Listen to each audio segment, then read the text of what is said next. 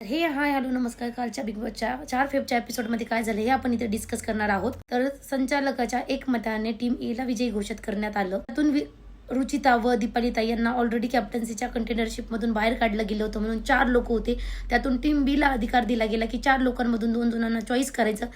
विशाल, रोशन दादा आणि सागर दादा याच्यामधून सचिन दादा आणि सागर दादाला चूज केलं. त्यासोबत दीपालीताई आणि रुचिता यांच्यामध्ये आरबीला पुश केलं. या टॉपिकवरून भरपूर सारं भांडण झालं. तरुण जो टास्क केला गेला कॅप्टन्सीसाठी त्यामध्ये घरच्यांपैकी एक जणांना पटकन पुढे येऊन स्टेजचा ताबा घ्यायचा होता आणि तो ठरवणार होता कुणाचा नेकलेस घ्यायचा आणि कुणाचा नाही.